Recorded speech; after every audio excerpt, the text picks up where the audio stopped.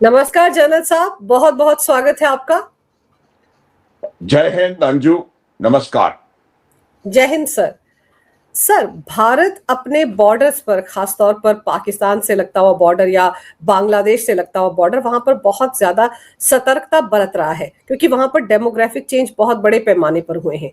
अभी जो नई नवेली बंगाल की सरकार है उसने भी एयरफोर्स के लिए बहुत जगहों पर जमीन एलोकेट की है, उस पर भी हम बात करेंगे। लेकिन सबसे पहले ये बताइए कि राजस्थान का जो पाकिस्तान के साथ सटा हुआ बॉर्डर है, वहां पर भी बड़े पैमाने पर मुस्लिम समुदाय के लोग हाल फिलहाल के दिनों में बस गए थे।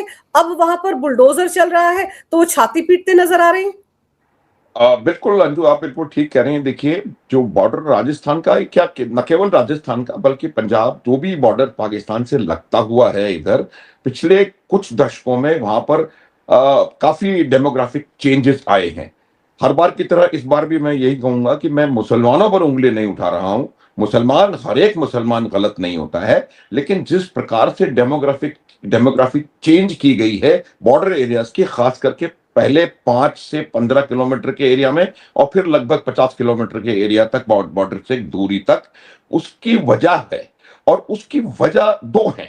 एक तो सुरक्षा से रिलेटेड है, और सुरक्षा से रिलेटेड वजह यह है कि कुछ गलत लोग जो कि भारत की आंतरिक सुरक्षा में सेंध लगाना चाहते हैं, उनका मकसद पाकिस्तान के इशारे पर भारत में कुछ कुछ गतिविधियां करने का है, पहली बात।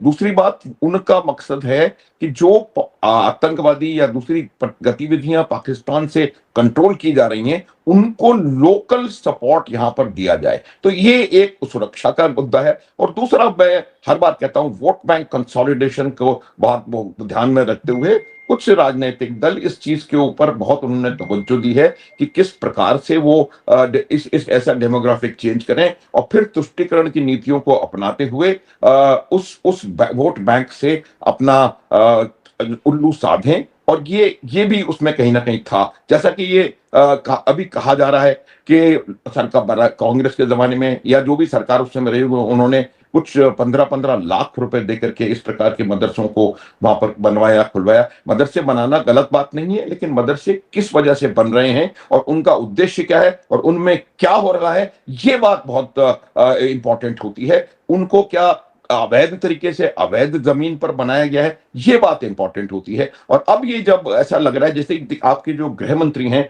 उन्होंने जिस प्रकार से बॉर्डर को के ऊपर एक अचानक से तवज्जो देनी शुरू करी है, वो आवश्यक है। देखिए, आपकी राष्ट्रीय सुरक्षा के लिए ये आवश्यक है कि हम अपने बॉर्डर्स को सिक्योर करें। ये बात आप गांठ बांध सकती हैं कि your security lies on your perimeter. देश की सुरक्षा, देश के बॉर्डर्स, ये चाणक्य ने कहा था हजारों वर्ष पहले, कहने की जरूरत भी नहीं है, ये सत्य है कि आपके देश की सुरक्षा आपके बॉर्डर्स पर है। और अगर बॉर्डर्स के ऊपर इस प्रकार की गतिविधियां होंगी और उसमें एंटी नेशनल और एंटी सोशल एलिमेंट्स बढ़ेंगे, तब परेशानी है। तो मुझे लगता है कि इस प्रकार से अगर हम उनको आइडेंटिफाई करके अवैध कंस्ट्रक्शन को अगर हम हटा रहे हैं, तो ये बहुत ही बढ़िया कदम है और ये भारत की सुरक्षा के लिए बहुत महत्वपूर्ण होगा। इस राजस्थान की तरफ आप देख सकते हैं, क्योंकि काफी खुला और स्पार्स पॉपुलेशन है। बांग्लादेश में एक बड़ी भारी समस्या है कि वहां पॉपुलेशन की डेंसिटी, और खास करके जो बॉर्डर का जो एरिया है, वहां पर बहुत जबरदस्त पॉपुलेशन की डेंसिटी है। तो ऐसे लोगों में से इन चीजों को आइडेंटिफाई करना, फिर इस बात का यकीन करना, क्योंकि आज की जो भारत की सरकार है, वो कोई भी गलत काम मुझे नहीं लगता करती है। और कुछ भी करने से पहले जब तक वो कन्विंस्ड नहीं होंगे सरकार कि ये पर्टिकुलर जगह या चीज या इंस्टीट्यूशन या एस्टेब्लिशमेंट भारत विरोधी कार्रवाइयों में लिप्त है, वो उसके खिलाफ एक्शन नहीं लेते हैं। ये पहला प्रिंसिपल इस सरकार का है, जिसके लिए मैं इनको सलाम करने को तैयार हूं। दूसरी बात मैं आपको बताता हूं कि इसके बाद उनको निकालना वहां से बड़ा मुश्किल हो जाता है। अभी खबर आई थी कि जब जब फेंस लग रही थी, तो कोई भी 28 किलोमीटर की फेंस को तोड़ने के लिए इधर से आए, उधर से भी आए। तो ये बातें हुई। और एक खबर ये भी आ रही है कि उनके किसी मंत्री ने या किसी बड़े अधिकारी ने ये एक्सेप्ट किया है कि पाकिस्तान के कहने पर, माइंड यू, पाकिस्तान की, अगर ये कुछ भी इसमें, there is no smoke without fire, अगर कुछ भी नहीं होता तो ये इस तरह की खबरें नहीं आती। तो ये खबर आ रही है, ऑथेंटिकली मैं नहीं कह सकता हूं। तो वो भी यही कह रहे हैं कि हमने पाकिस्तान के कहने पर ये भारत के जो फेंसिंग का काम चल रहा है उसको डिस्ट्रॉय करने की कोशिश करी। तो कहीं ना कहीं दोनों तरफ, चाहे वो बॉर्डर पश्चिमी आपकी सीमा हो या पूर्वी सीमा हो, वहां पर पाकिस्तान की आईएसआई पिछले कुछ एक आध वर्ष में बहुत ज्यादा एक्टिव हो गई है और बहुत ज्यादा वहां पर भारत विरोधी काम करने का प्रयास किया जा रहा है ताकि भारत में इंटरनल डिस्टरबेंसेस करे जा सकें। और जो उनकी स्टेटेड पॉलिसी है, पाकिस्तान की सरकार की स्टेटेड आतंकवादी पॉलिसी है to bleed India by 1000 cuts, और वही कट्स लगाने के लिए वो इस प्रकार के एक सर्जिकल सेंटर्स कहूंगा मैं उनको बना रहे हैं। तो मेरे को लगता है कि बहुत अच्छा काम कर रहे हैं और ये जिस प्रकार से आगे बढ़ते चले जाएंगे वहां पर सुरक्षा ठीक होती जाएगी। अब पहला काम मुझे लगता है ये होना चाहिए कि आप जो बाउंड्री बॉर्डर फेंस है उसको कंप्लीट करें, और जो अनफेंसेबल एरियाज हैं वहां पर स्मार्ट फेंस, इलेक्ट्रॉनिक गैजेट्स और हर प्रकार की टेक्नोलॉजी का प्रयोग करके और इस बॉर्डर को आपको सुरक्षित करने की आवश्यकता है। सर, राजस्थान में तो आप ये देखो कि वो जो लोग जिनके घर वहां पर, जिनके घरों पर बुलडोजर चल रहे थे, वो क्या कह रहे थे कि उनको तो पिछली कांग्रेस की सरकार ने 15-15 लाख रुपए वहां पर बसने के लिए दे, वहां पर मदरसे बनाने के लिए दिए, मस्जिद बनाने के लिए दिए। और अभी हमारे गृह मंत्री अमित शाह ने जो ऑर्डर दिया है कि भाई जितने भी बॉर्डर के एरिया हैं वहां पर जो इलीगल कंस्ट्रक्शंस हुए हैं, चाहे वो मदरसों की हो या मस्जिदों की हो या फिर बस्तियां बसाई गई हो, उनको हटाया जाए। तो फिर सर, देश के अंदर बैठा हाफ फ्रंट क्या ये काम कर रहा था कि देश की सीमाओं को सबसे ज्यादा असुरक्षित उन्होंने ही किया? बिल्कुल बिल्कुल, देखिए ये जो हाफ फ्रंट की बात हर बार मैं ये बात करता हूँ, हाफ फ्रंट बहुत ज्यादा खतरनाक सिद्ध हो सकता है। देखिए जब आपकी प्रायोरिटी वोट बैंक कंसोलिडेशन है और तुष्टीकरण की नीतियां हैं राष्ट्रीय सुरक्षा के ऊपर, ये प्रायोरिटाइजेशन की बात है। मुझे लगता है कि वो पार्टी भी ये नहीं चाहती कि भारत का नुकसान हो, लेकिन उनका ये मकसद है कि किस प्रकार से मैं कुछ भी करके भारत की अपना अपना पॉलिटिकल जो उनका मकसद है उसको हासिल कर सकूं। तो ये जो वोट बैंक कंसोलिडेशन और तुष्टीकरण का कॉम्बिनेशन है उसकी वजह से इस प्रकार के हुए। उन्होंने किसी एंटी सोशल एलिमेंट को या एंटी नेशनल एलिमेंट को देने की कोशिश नहीं करी, लेकिन इसको आइडेंटिफाई करना कि ये एंटी नेशनल है या नहीं है, और उसके बाद नाजायज जो कंस्ट्रक्शन नाजायज है वो कंस्ट्रक्शन हटाया जाना चाहिए। जो कंस्ट्रक्शन जहां से आप देखिए नेपाल बॉर्डर देखिए, जो तराई क्षेत्र है वहां पिछले 2 4 5 दशकों में जिस प्रकार से इस तरीके की चीजें, चाहे वो मदरसे हों चाहे वो मस्जिदें हों, मशरूमिंग उनकी वहां पर हुई है। नेपाल एक लगभग 95-97% हिंदू कंट्री है, वहां पर इस प्रकार से मदरसों का मशरूमिंग होना और मस्जिदों का जरूर आपके कान नाक खड़े करेगा, ये निश्चित रूप से। तो ये तमाम चीजें, इनको हमें राष्ट्रीय सुरक्षा के परिप्रेक्ष्य में देखने की आवश्यकता है। और मेरा ये मानना है कि इस प्रकार की जो जितनी भी चीजें बनी हैं, खास करके पिछले 4 या 5 दशकों में, उनको जब से पाकिस्तान ने ये ब्लीड इंडिया बाय 1000 कट्स की पॉलिसी को अपना करके एग्जीक्यूट करना शुरू किया है, तब से आप देखिएगा इस प्रकार की चीजें बहुत तेजी के साथ बढ़ी हैं। तो इनको चेक करना, इनको आइडेंटिफाई करना और फिर इनको सिस्टमेटिकली तरीके से, एम ये नहीं है कि किसी को तकलीफ, किसी को नुकसान ना, एम ये है कि राष्ट्रीय सुरक्षा सर्वोपरि है, राष्ट्र सर्वोपरि है, और आप राष्ट्र की सुरक्षा के लिए जो काम कर रहे हैं वो काम करिए। सर, राष्ट्र की सुरक्षा सर्वोपरि है, राष्ट्र है तभी तो हम हैं, हमारी सेनाएं हमारी सीमाओं को सुरक्षित रख रहे हैं, तभी तो मैं और आप आराम से बैठकर इसी कमरे में बैठकर बात कर पा रहे हैं। अगर सीमाओं पर हमारे जवान तैनात ना हो सर, जी जान से लगे हुए हैं हमारी सुरक्षा में, तो फिर हम कहाँ। और दूसरी तरफ सर, ये जो राजस्थान जो है, आप देखो यहाँ पर पिछले दिनों हमने बहुत सारे जासूसों को भी पकड़ा, एक विदेशी नागरिक भी वहां पर घूमता हुआ पाया गया था। और वो जो एक जासूस लड़की थी जो अभी भी जेल में है, ज्योति मल्होत्रा, वो भी इसी सारे इलाके की रैकी करी थी, उसने बहुत सारे वीडियो यहाँ बनाए थे। एक कांग्रेस के नेता का पीए भी पकड़ा गया था सर, जो कि आईएसआई के लिए जासूसी करता था। तो अचानक से क्या राजस्थान एक हब बनता जा रहा है जासूसों का? सबका ध्यान वहां से, क्या उनको लगता है कि ये ऐसी सीमा है जहां से बड़ी आसानी से घुसपैठ की जा सकती है? क्योंकि अब जेएंडके में घुसपैठ नहीं कर पा रहे हैं, और रही सही कसर बांग्लादेश में जो हम फेंसिंग करें उससे पूरी हो गई, तो क्या इनका सारा ध्यान इस तरफ है अब? हाँ, देखिए मैं आपको एक बात बताऊं कि ये लोग वो जगह का जो ढूंढने का प्रयास करते हैं जहां पर वो आसानी से घुल मिल सकें, आसानी से वहां पर अपना अपना एक सेफ हेवन बना सकें और फिर उसको आगे वाली गतिविधियों का केंद्र केंद्र बना करके वहां से काम कर सकें।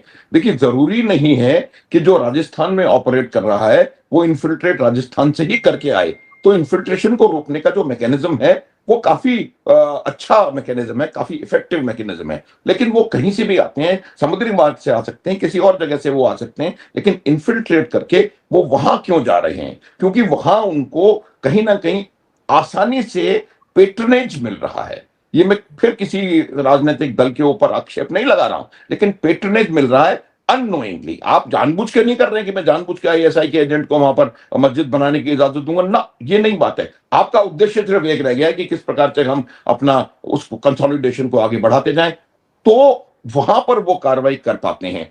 बंगाल में क्यों यही कार्रवाई किसी मिजोरम बॉर्डर पे या मेघालय बॉर्डर पे या त्रिपुरा बॉर्डर पे और या असम बॉर्डर पे इतनी ज्यादा क्यों नहीं? उसकी वजह है कि उनको वहां पर इस ओर से सहायता मिल रही है, इस ओर से उनको पेट्रनेज एक ऐसा तरीका मिल रहा है कि जिसकी वजह से वो वहां पर आकर के अपने आप को एस्टेब्लिश करके और फिर वहां से फैसिलिटीज का फायदा भी उठा लें। तो इस प्रकार की जहां हरकत होती है, तो इस वजह से आप देखेंगी कि ये जो बेल्ट है यहां राजस्थान में उनको उनको इस प्रकार के लोगों को पकड़ा जा रहा है और वो बहुत ज्यादा है। और एक दूसरी बात, बहुत बड़ा बॉर्डर है राजस्थान का पाकिस्तान के साथ। एक चीज और है कि इन जो आइलैंड्स वो लोग क्रिएट करते हैं, उन आइलैंड्स को वो इवेंचुअली कभी कभी लड़ाई हुई और उसके अंदर भी जो इस प्रकार के आइलैंड्स को वो शायद एक ऐसे केंद्र के रूप में यूज कर सकते हैं जो कि उनको इंफॉर्मेशन भी दे दे और आवश्यकता पड़ने पर वहां से कोई ऑपरेटिव को ऑपरेट करने दे। पिक्चर देखिए धुरंधर आपने, कैसे कोई जाकर के कहां से कौन ऑपरेटिव हो रहा है, कुछ कुछ। तो वो पिक्चर की बात नहीं कर रहा हूं, लेकिन बात यह है कि पूरा जो प्लानिंग है वो हर चीज को मद्देनजर ये रखते हुए ये प्लानिंग की जाती है। और इसी वजह से जहां उनको इस प्रकार का समर्थन मिल रहा था वहां ये चीज ज्यादा निकल करके आ रही है। और यही वजह है कि राजस्थान के बॉर्डर पर इस तरीके के लोग मिल रहे हैं। मैंने बताया था पहले भी, जो ऑपरेशन सिंदूर के दौरान वो व्यक्ति जो पकड़ा गया था, कैसे पकड़ा गया? वो अचानक से बहुत गरीब व्यक्ति, उसके पास इतना पैसा आ गया और शायद वो अपनी मूर्खतावश उस पैसे को डिस्प्ले भी उसने करना शुरू कर दिया, तो उसके ऊपर नजरें गई। तो कोई भी इस प्रकार की चीज जो होती है, जो अचानक से आई कैचिंग एक्टिविटी अगर आपको नजर आती है, तो मेरा यह मानना है कि हमारे जो लोग हैं आपस में भी हम लोगों को इस चीज को ऑब्जर्व करते रहना चाहिए और इस प्रकार का कोई भी चीज अगर देखी जाए तो उसको रिपोर्ट करने की आवश्यकता है। वही एग्जैक्टली उस समय उसके केस में हुआ था और उसको फिर पकड़ा गया और उसके बाद बहुत लंबी कतार उसके साथ निकली कि यहां से आया, ये भी उसके साथ शामिल है। एक चीज मैं आपको बता देना चाहता हूं, 26/11 का मास्टरमाइंड हेडली और तहव्वुर राणा, ये दो लोग, इन्होंने कम से कम 6 से 8 महीने बार बार भारत में आकर के और कई स्थानों की रेकी करी थी। और ये जब यहां पहुंचे थे तो किसी ना किसी ने तो इनको रहने की जगह प्रोवाइड कराई थी, किसी ने उनको खाना दिया था, किसी ने कोई और लॉजिस्टिक्स की रिक्वायरमेंट उनकी पूरी करी थी, कम्युनिकेशंस दिया था, गाइडेंस उनकी करी थी, उनको एक जगह से दूसरी जगह ले जाना उन्होंने किया था। तो ये जो नेटवर्क है, ये नेटवर्क वही है जो वहां से आता है और फिर अंदर हिंटरलैंड में मूव करने की कोशिश करता है और उसी नेटवर्क को तोड़ने का एक बहुत बेहतरीन प्रयास करने की प्रयास किया जा रहा है। और मुझे लगता है कि जितनी भी टेररिस्ट एक्टिविटीज होती हैं उसमें बहुत बड़ा कंट्रीब्यूशन इन्हीं स्लीपर सेल्स का अथवा ओवरग्राउंड वर्कर्स का, call it what you like, वो उनका बहुत बड़ा उसके अंदर कंट्रीब्यूशन होता है। आप देखिए जो कश्मीर में व्हाइट कॉलर गैंग पकड़ा गया है, जो कि बहुत बड़े साजिशें कर रहा था, और अगर वो समय पे पकड़ा नहीं गया होता तो पता नहीं क्या कर दिया होता उन्होंने भारत में, दिल्ली में या जहां भी।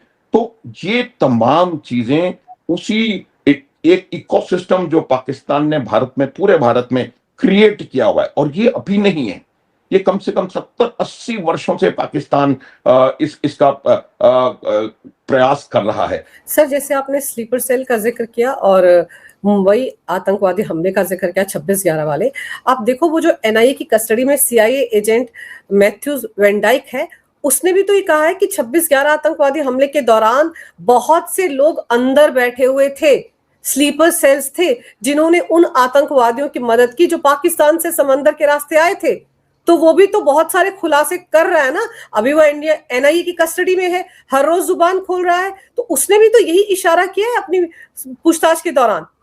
बिल्कुल बिल्कुल उसने भी किया है, और बिल्कुल उसने तो काफी बहुत विस्तृत जानकारियां प्रदान करी हैं कि एनआईए को, और भी बात चीजें बहुत निकल करके आएंगी। क्योंकि देखिए वो एक वैन डाइक जो है, वो एक बहुत बड़ा किंग पिन जिसे कह सकते हैं ना, बहुत इंपॉर्टेंट आदमी है, जो न केवल भारत, वो पूरे विश्व में आपको सारी चीजें आपको हम लोगों को मालूम है। तो बहुत सारी इस तरह की चीजें निकल करके आएंगी। ये इतने बड़े जो इवेंट्स होते हैं, पहलगाम हो गया, पुलवामा हो गया, इस तरीके की जितनी भी बड़े बड़े जो एक्टिविटीज हैं, वो ओवरनाइट प्लानिंग नहीं की जाती है।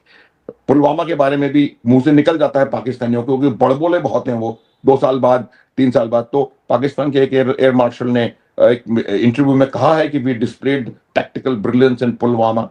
तो ये तमाम चीजें उसकी होती हैं, और बहुत इंपॉर्टेंट इसका एक एक इंग्रेडिएंट, एक बहुत इंपॉर्टेंट सपोर्ट सिस्टम जो है वो भारत में है, मौजूद है, और उसको मुझे लगता है आइडेंटिफाई करने की आवश्यकता है। उसने और भी कई बातें बताई हैं वैन डाइक ने, कि किस प्रकार से उन्होंने एमवी कुबेर को लिया, क्रू को मारा, उसके कैप्टन सोलंकी है कोई, उसको लेकर के आए। तो बहुत सारी चीजों का खुलासा हो रहा है, और जितना ज्यादा आप इन चीजों को गहराई से देखने की कोशिश करेंगी, उतना ही आपको नजर आएगा कि कैसे इस इतना इतना फर्टाइल और इतना इफेक्टिव इकोसिस्टम इन लोगों ने भारतवर्ष में तैयार करके रखा हुआ है। आज 4 लोग बैठे हुए हैं, आपको पता नहीं है कि जो व्यक्ति आपके साथ बैठा है वो किसके साथ कम्युनिकेशन में है, और किस प्रकार की साजिश हो रही है। तो इन चीजों को सिस्टमेटिकली आपको आइडेंटिफाई करने की, फिर डिटेक्ट करने की, और फिर इनको न्यूट्रलाइज या उनको डेग्रेड करने की आवश्यकता है। सर बॉर्डर एरिया पर जितने भी इलीगल कंस्ट्रक्शन हुए, उनमें जो मदरसे, वहां तो सीमा पार से जो इन्फिल्ट्रेट करके आतंकवादी आते हैं उनको छिपाया भी जाता है। वो जहांगीर खान जो तृणमूल कांग्रेस का नेता, ममता का राइट हैंड, अभिषेक बनर्जी का बड़ा क्लोज, वो भी तो नेपाल बॉर्डर पर किसी मदरसे में तो छिपा हुआ था, जो वो बंगाल से भागा और वो वहां से भागकर नेपाल जाकर कहीं और जाना चाह रहा था, तो वो भी तो वहीं से पकड़ा गया था। तो आप सोचो कि नेपाल के साथ हमारा यूपी का जो भारत का बॉर्डर लगता है, वहां पर जो कंस्ट्रक्शन हुए वो भी कितने घातक है। शायद यही सारी बातें ऐसी हैं जो ध्यान में रखकर हमारे गृह मंत्री को ये ऑर्डर देना पड़ा कि जितने भी बॉर्डर एरिया में ये इलीगल कंस्ट्रक्शन हुए, इन सबको ध्वस्त करने की जरूरत है, इन पर बुलडोजर चलाने की जरूरत है। बिल्कुल बिल्कुल बिल्कुल आप सही कह रही हैं। आप इन चीजों को, हर चीज को आप देखिएगा, वो इंटरलिंक्ड है, एक चेन की तरह से वो एक दूसरे से जुड़े हुए हैं, और इस नेटवर्क को ही तोड़ने की आवश्यकता है। और इस प्रकार के लोग, आप मुझे बताइए कि आप अगर एक जनता के द्वारा चुने गए प्रतिनिधि हैं, आप इलेक्शन, आप भाग रहे हैं, क्यों भाग रहे हैं? क्योंकि उसको पता है कि वो सही व्यक्ति नहीं है, इसीलिए तो भाग रहा है। और भाग कहां रहा है? नेपाल की तरफ भाग रहा है, क्योंकि वो रास्ता है, वो भाग रहा है नेपाल की तरफ। आपको इसको उल्टा ट्रैक करने की जरूरत है, और आपको रूट मिल जाएगा कि कौन सा रूट इन्फिल्ट्रेशन करने के लिए फॉलो किया जा रहा है वाया नेपाल। बहुत सारी एक्टिविटीज नेपाल के थ्रू हो रही हैं, और इसमें मैं ये नहीं कह रहा कि नेपाल की सरकार की ओर हम लोग उंगली नहीं उठा रहे हैं, लेकिन ये जो व्यवस्था बनाई हुई है उसके बारे में मैं बताने की कोशिश कर रहा हूं।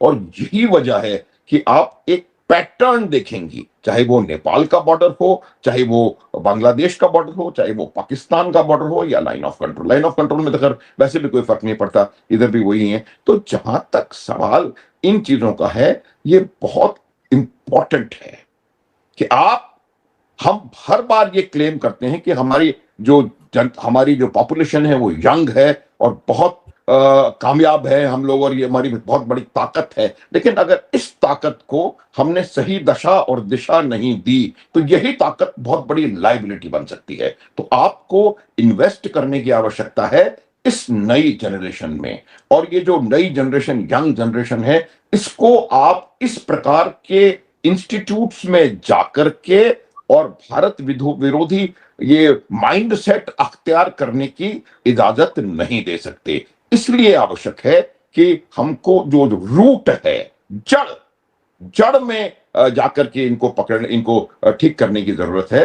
तो जड़ वही है जहां से वो प्रारंभिक शिक्षा पा रहा है, शिक्षा भी नहीं कहूंगा, रेडिकलाइजेशन के जो प्रारंभिक पाठ हैं वो जहां पढ़ रहा है उस जगह को बदलने की आवश्यकता है। मैं ये नहीं कह रहा हूं कि मदरसे तोड़ें, लेकिन मदरसे में क्या हो रहा है और जिस प्रकार से ये जो अवैध मदरसे और अवैध रिलीजियस प्लेसेस बन गए हैं, इनमें क्या हो रहा है इसको देखा जाए, और अगर वो चीज राष्ट्र विरोधी भावनाओं को जागृत करने का केंद्र बन रही है तो निश्चित रूप से उसके खिलाफ एक्शन लेने की आवश्यकता है। बिल्कुल सर, देखना तो पड़ेगा ना कि मदरसों में पढ़ाया क्या जाता है कि वहां से आतंकवादी निकलते हैं। आप सोच, कितने सारे आतंकवादियों के ताल्लुकात उत्तर प्रदेश के कई मदरसों से निकले हैं सर। तो ये तो देखना पड़ेगा कि मदरसों को फंडिंग कहाँ से हो रही है और उनका वहां पर जो उनका पाठ्यक्रम क्या है। आपको हैरानी होगी, अभी पिछले दिनों छापा पड़ा था पटना में और वहां पर मदरसों से वो पाठ्यक्रम मिला था जो पढ़ाया जाता है पाकिस्तान के मदरसों में। तो सेम लाइन पर ये सब लोग चल रहे हैं। लेकिन सर, बंगाल की शुभेंदु अधिकारी सरकार ने 2-2 एयरफोर्स स्टेशन के लिए जमीन मुहैया करवाई है, एकर्स ऑफ लैंड दिया है, एलोकेट किया है, जिनमें हासीमारा और कलईकुंडा एयरफोर्स स्टेशन है। बंगाल में जहां पे चाइना का भी है, बांग्लादेश का भी है, उनके बिल्कुल सिर के ऊपर अगर ये एयरफोर्स स्टेशन और ज्यादा पुख्ता होते हैं, वहां पर हो सकता है बहुत सारे हथियार भी आने वाले दिनों में रखे जाएं, तो ये क्या संदेश है हमारे पड़ोसी देशों के लिए? अंजू देखिए, ये बात बहुत इंपॉर्टेंट है। ये जो 2 एयरफोर्स स्टेशन, सारे एयरफोर्स स्टेशन या सारे मिलिट्री स्टेशन इंपॉर्टेंट होते हैं, वो बात नहीं कर रहा मैं, लेकिन आप इन हाशीमारा देखिए, उत्तर बंगाल में स्थित है। और ये जो हमारा जिसको कि पॉपुलरली लोग चिकन स्नैक कहते हैं, मैं अक्सर इसको रेजर एज कहा करता हूं, जो हमारी सिलीगुड़ी कॉरिडोर है उसकी सुरक्षा की काफी बड़ी जिम्मेवारी इनके ऊपर है। और उसके अलावा वो चुंबी वैली को देखते हैं, और ये चाइना उन्मुखी है ये स्टेशन, और इस एयरफोर्स स्टेशन को एक्सपैंड करने की आवश्यकता काफी समय से है। अंजू, ये ऐसा नहीं हुआ है कि आज ये रिक्वायरमेंट उभर के आ गई और आई और एयरफोर्स वाले आए, उन्होंने कहा कि जमीन दे दो, जमीन दे दी गई। नहीं, ये काफी समय से आवश्यकता है। कारण में मैं नहीं जाना चाहता, लेकिन इस प्रकार ये कार्रवाई नहीं हुई जो कि सुरक्षा के लिए, सुरक्षा के साथ मैं यूं कहूंगा डेट्रीमेंटल या सुरक्षा के साथ कॉम्प्रोमाइज करने वाली परिस्थिति थी। अब आते ही पहले तो इन्होंने जो हमारे बीएसएफ को जमीन की आवश्यकता है, वो जमीन उनको अलॉट की गई, क्योंकि वो बरसों से मांग रहे हैं कि भैया अगर आपको फेंसिंग बनानी है, अगर आपको ये कोशिश करनी है कि भारत में ये जो आ रहे हैं शरणार्थी या call them what you like, जो इमिग्रेंट्स आ रहे हैं, इनको किस प्रकार से रोकें। उसी प्रकार से ये जो एयरफोर्स स्टेशन हाशीमारा का है, बहुत इंपॉर्टेंट एयरफोर्स स्टेशन है, हमारे बहुत इंपॉर्टेंट स्क्वाड्रन्स वहां पर डिप्लॉयड हैं, उनको चीजों की आवश्यकता है, उनको बहुत सारी बेसिक रिक्वायरमेंट्स जो कि आपकी एयरफोर्स की स्क्वाड्रन को ऑपरेटिव होने के लिए चाहिए, उसके लिए आपको जमीन चाहिए, और वो नहीं थी। कंप्रोमाइज हो रहा था, इधर से उधर करने की कोशिश कर रहे थे, ये नहीं तो ये सही, ये नहीं तो ये सही। अब इस प्रकार की जो इनिशिएटिव्स लिए जा रहे हैं, ये बिल्कुल इस बात को दिखाता है कि आज की सरकार राष्ट्र प्रथम, राष्ट्रीय सुरक्षा सर्वोपरि के प्रिंसिपल पर काम कर रही है। उसी प्रकार से कलाईकोंडा का जो एयरफोर्स स्टेशन है वो साउथ बंगाल में है, मेरे ख्याल से साउथ मिदनापुर डिस्ट्रिक्ट और सम डिस्ट्रिक्ट लाइक दैट, तो वहां पर है। और ये भारत की जो बाकी तो जो देख ही रहे हैं, उसके अलावा भारत की मैरिटाइम एरियल सिक्योरिटी के लिए बहुत इंपॉर्टेंट ये हमारा एयरबेस है। इसको भी वही परेशानी हो रही थी। जब आप एयरबेस इतना इंपॉर्टेंट है और उसको बना रहे हैं, और भारत का जो शायद एक पॉसिबल वल्नरेबिलिटी हो कि पश्चिम, आप आज आपने देखा कि वो हंगूर क्लास की सबमरीन वो पाकिस्तान बे ऑफ बंगाल में भेज रहा है, हालांकि उससे बहुत फर्क इसलिए नहीं पड़ता कि हम हमारे वायुसेना जो है, जो पहले भी काम कर रही थी उसी तरीके से काम करती चली जाएगी, लेकिन इसका कॉम्बेटाइजेशन, इसको मिलिटराइज किया जा रहा है बे ऑफ बंगाल को। तो ऐसे समय में बहुत आवश्यकता है कि आपका वो जो एयरफोर्स स्टेशन है वो बिल्कुल सुरक्षित हो, और जो भी उसको चीजें चाहिए वो चीजें उसको मुहैया कराई जाए। अब भी तो ये जमीन कहीं से तो आई होगी, ये जमीन आसमान से तो टपकी नहीं, ये जमीन कहीं से आई थी। शायद इरादा नहीं था पहले, शायद जो सरकारें पहले रही उनकी प्रायोरिटी नहीं थी कि किस प्रकार से हमको बॉर्डर सिक्योरिटी फोर्स हो या एयरफोर्स हो या आर्मी हो, उसको किस प्रकार से आपको कंसोलिडेट करने की जरूरत है ताकि वो अपना काम सुचारू रूप से कर सकें। वो लोग राष्ट्र की सुरक्षा कर रहे हैं, अगर उनको उनके रिक्वायरमेंट्स को आप नहीं दीजिएगा तो वो सुरक्षा में कहीं ना कहीं थोड़ा कॉम्प्रोमाइज करने की जरूरत है। ये जो एक्स्ट्रा जमीन मिली है ये किसी के पर्सनल घर नहीं बनने वाले हैं इसमें, ये जो इसको ये स्ट्रेटेजिक रिक्वायरमेंट है, और मुझे लगता है कि ये काफी पहले किया जाना चाहिए था, और ये बहुत ही बढ़िया कदम है, और ये मैसेजिंग बिल्कुल क्लियर है। आप हंगोर की सबमरीन ले आओ या कुछ भी ले आओ, यहाँ पर आपको आपके पास आपका इलाज करने के लिए हमारे पास हर किस्म के स्पेशलिस्ट मौजूद हैं, चाहे आप उत्तर से आ रहे हैं चीन के माध्यम से या दक्षिण से आ रहे हैं पाकिस्तान के माध्यम से। सर, मैसेजिंग बहुत स्ट्रांग है, और आप याद कीजिए कि सिप्री ने जो एक रिपोर्ट जारी की थी जिसमें कहा था कि भारत ने पहली बार लाइव न्यूक्लियर वेपन तैनात किए हैं 11, तो पता नहीं कौन से बॉर्डर पर क्या तैनात किया गया है। डर तो ये सता रहा होगा ना पाकिस्तान को भी, बांग्लादेश को भी, चाइना को भी, कि कौन से बॉर्डर पर कहां तैनात किया गया है। ये जानकारी तो सिप्री नहीं दे पाया। लेकिन अगर हम पीओजेके की बात करें तो पीओजेके में जो कुछ हो रहा है उसको कैसे देखा जाए, क्योंकि अब तो वहां के जो लोग सड़कों पर उतरे हुए हैं सर, उन्होंने अल्टीमेटम दे दिया है मुल्ला मुनीर की सेना को कि 24 घंटे में इस इलाके को खाली करो, वरना हम अपने तरीके से निपटेंगे। तो इस पूरे मामले को आप कैसे देखते हैं? क्या इसके पीछे भी अमेरिका है जो मुल्ला मुनीर के जरिए यहाँ पर इस तरह के हालात पैदा कर रहा है ताकि भारत किसी न किसी तरीके से यहाँ पर रिएक्ट करे? बिल्कुल अंजू, बिल्कुल सही आप कह रही हैं। देखिए, जो विदेशी ताकतें हैं, अमेरिका कह सकते हैं आप, जो विदेशी ताकतें हैं वो दो तीन चीजें चाहती हैं कि भारत के नेबरहुड में शांति ना रहे, गड़बड़ी रहे। दूसरा, भारत के नेबरहुड से लोग आकर भारत में गड़बड़ी फैलाने का प्रयास करें, भारत को अस्थिर करें। तीसरा, वो चाहते हैं कि भारत की जो सिक्योरिटी एजेंसीज हैं वो इन्हीं लोगों से निपटने में अपना बहुत सारा time, money and effort waste करें। तो ये तमाम चीजें जो हैं, इसको मैं आइसोलेशन में मत लीजिए आप।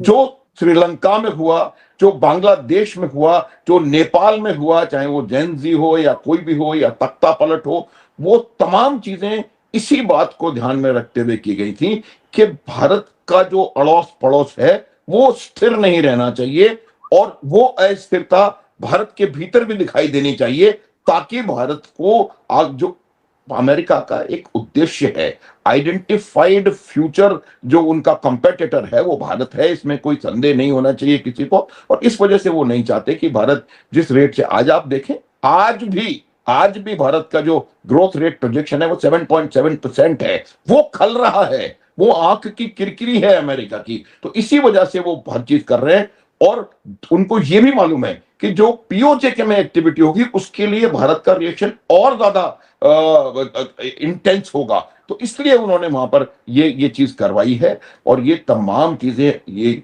जो वहां हो रही हैं, मुनीर इसमें डायरेक्टली इन्वॉल्व है, इसमें कोई शक नहीं होना चाहिए। और मुनीर इन्वॉल्व है, उसके पीछे हाथ वहीं से आ रहा है अंकल सैम का। तो ये बहुत मामूली सी बात है, मामूली सा निर्णय, निष्कर्ष आप निकाल सकते हैं कि ये तमाम चीजें भारत को अस्थिर करने के उद्देश्य को मद्देनजर रख के करी जा रही हैं। एक बात हमको और समझने की जरूरत है कि जो पीओजेके में हो रहा है उसके दूरगामी प्रभाव पाकिस्तान के ऊपर भी पड़ने वाले हैं, लेकिन पाकिस्तान का भी सिस्टम वही है, वो जो आज का जो डिस्पेंसेशन है वो अपने फायदे के लिए कुछ भी कर सकता है, चाहे वो बलोचिस्तान के रेयर अर्थ को बेचना हो या कुछ भी करना हो। तो मेरा ये मानना है कि इसमें ये पूरी एक सोची समझी रणनीति का हिस्सा है, और उस रणनीति का उद्देश्य भारत के बॉर्डर्स को अस्थिर और एक्टिव रखना, और भारत के एफर्ट्स को, भारत के रिसोर्सेज को इसमें कमिट करवाना।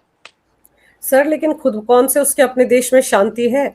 आप देखो ना कैसे अफगानिस्तान ने अंदर घुसकर ड्रोन से हमले किए अलग अलग जगहों में। बलूचिस्तान में किया है, खैबर पख्तूनख्वा में किया है, जहां पर आईसिस के कैंप चल रहे थे। तो पाकिस्तान अगर दूसरों के लिए गड्ढे खोद रहा है तो उसके तो अंदर बहुत सारे गड्ढे खुद गए हैं। बिल्कुल, पाकिस्तान इस बात को जानता है। पाकिस्तान दुनिया के टेररिज्म का एपिसेंटर है, और दो देश हैं जो कि आइडेंटिफाइड हैं, जो कि अपनी सरकार, अपने राष्ट्रीय उसको बनाते हैं टेररिज्म को। टेररिस्ट जो आउटफिट्स हैं वो पाकिस्तानी आर्मी की फॉरवर्ड रेजिमेंट्स हैं, लश्कर तैयबा, जैश ए मोहम्मद, जमात उद दावा, हिजबुल मुजाहिदीन, ये उनके सोल्जर्स हैं। और ये मैं नहीं कह रहा हूं, उनके खुद के परवेज मुशर्रफ ने कहा था। ये तमाम चीजें सब जानते हैं। तो इनको बनाया पाकिस्तान ने है, इनको ट्रेनिंग पाकिस्तान ने दी है, अधिकार पाकिस्तान ने दिए। ऑफ कोर्स मदद कहां से आ रही है वो भी सब हम जानते हैं, और अब वही के वही इनके लिए सरदर्द बन गए हैं। आप हिलरी क्लिंटन का फेमस डायलॉग याद करिए, अगर सांप बाड़े में पालेंगे तो गारंटी नहीं है कि वो आपको नहीं डसेगा, उनको डस रहा है। अब जिस प्रकार ड्रोन से हमले किए जा रहे हैं, ये बहुत बड़ा डेवलपमेंट मेरे हिसाब से मैं इसको कहूंगा। और ये और भी आपको आश्चर्य बताए करना पड़ेगा कि किस तरह से आईसिस के को कह करके, आफ्टर ऑल अगर आईसिस का यहाँ पर एक हेडक्वार्टर या एक एस्टेब्लिशमेंट है तो किसी की तो उसके ऊपर वृहद हस्त है, वरना वो कैसे आपके देश में आकर के आईसिस का वो बन जाएगा। तो वो पाकिस्तानी आर्मी, तो मैं इनडायरेक्टली ये भी कहने में हिचकूंगा नहीं कि वो जो ड्रोन से हमले हुए हैं वो डायरेक्ट पाकिस्तानी आर्मी के ऊपर हमले नहीं, तो संदेश वहां जा रहा है। और ये चीजें आगे बढ़ रही हैं, और बहुत जल्द ये जो अपने आप को शांति का मसीहा बताते घूम रहे हैं दोनों के दोनों, इनको ये पता पड़ जाएगा बहुत जल्द कि इनके खुद के बलोचिस्तान में, खैबर पख्तूनख्वा में, पीओजेके में, या गिलगिट बाल्टिस्तान में, और शायद थोड़े दिनों बाद सिंध में भी किस प्रकार की हरकतें हो रही हैं, और इसके लिए खुद वही जिम्मेवार हैं। और आने वाले समय में आप देखेंगी कि इस प्रकार के जो अटैक नहीं कहूंगा, इस प्रकार की जो activities, anti terror activities Afghanistan की तरफ से होंगी, उनमें इजाफा होगा। और अफगानिस्तान चुन चुन करके आईसिस के या उनके जो टेररिस्ट सेंटर्स हैं उन्हीं पर हमला कर रहा है। पाकिस्तान की तरह से क्रिकेट प्लेयर्स को, बच्चों को और औरतों को नहीं मार रहा।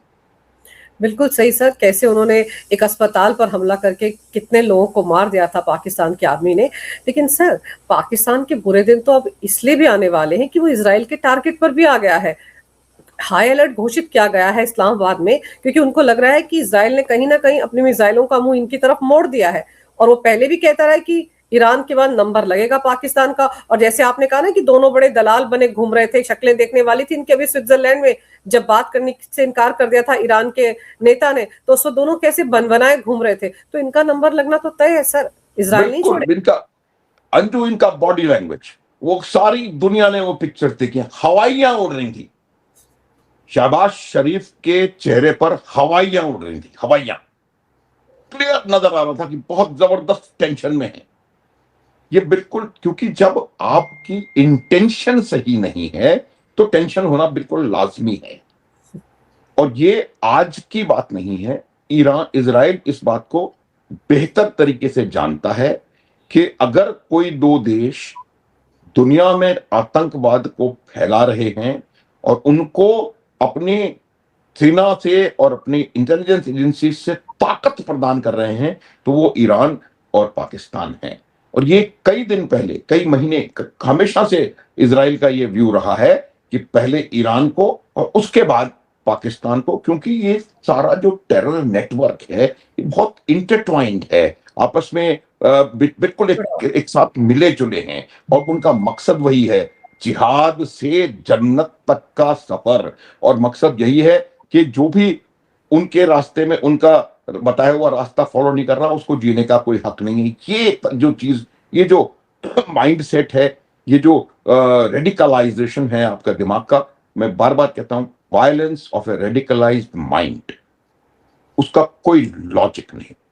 और वही एग्जैक्टली वही हो रहा है। और इजराइल के अगर इस्लामाबाद में इस प्रकार का टेंशन है तो वो बहुत सही टेंशन है, क्योंकि पूरी संभावना है। और आज जिस प्रकार का रोल वो प्ले कर रहे हैं उसमें भी इजराइल को क्या दिख रहा है, इस पूरे जो डील इसकी हम बात कर रहे हैं, एमओयू या call it what you want, इसमें कहीं ना कहीं सिर्फ एक जना जो नुकसान में होता हुआ नजर आ रहा है वो इजराइल है।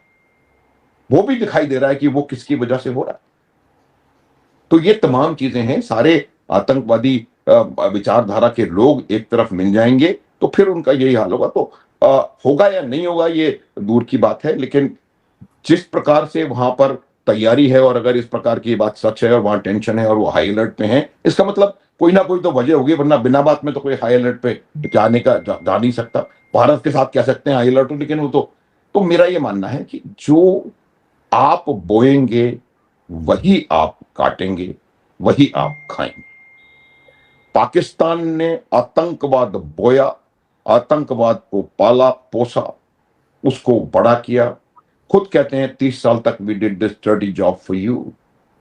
किसने कहा था कि आप ये डर्टी जॉब फॉर देम करें? तो ये तमाम चीजें हैं और आज वही जो तालिबान इन्होंने बनाया, जिसके सत्ता में आने के बाद सबसे ज्यादा खुशी, बहुत बड़े बड़े फंक्शंस हो रहे थे पाकिस्तान में, और फिर एक पाकिस्तान की मिनिस्टर टीवी पे आके बोली थी कि इंशाल्लाह ये लोग तालिबान जो है हमें कश्मीर फतेह करके देंगे। और वो आज वही तालिबान इनका खैबर पख्तूनख्वा फतेह करने के चक्कर में है।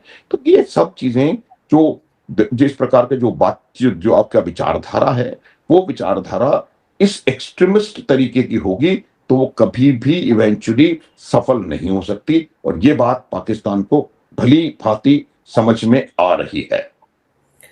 समझ में आ रही है सर, और अगर नहीं आई है तो जब तक आएगी तब तक बहुत देर हो जाएगी, क्योंकि इजराइल उसको नहीं छोड़ता है जो उसके दुश्मनों की लिस्ट में आ जाता है। तो देर सवेर पाकिस्तान का नंबर लगने वाला है। लेकिन भारत जिस तरह से अपनी सीमाओं को सुरक्षित करने की दिशा में कदम उठा रहा है, गृह मंत्रालय जिस तरह से बहुत सजग नजर आ रहा है, तो ये जो बुलडोजर राजस्थान के बॉर्डर पर चला है, अब ये बाकी बॉर्डर्स पर भी चलना तय है। सर, आपने समय निकाला, बहुत विस्तार से इस विषय पर बहुत अहम जानकारी मेरे दर्शकों को दी। आपका बहुत बहुत धन्यवाद। नमस्कार। भारत माता की जय। वंदे मातरम। जय हिंद। जय हिंद, जय भारत। जय हिंद, जय भारत।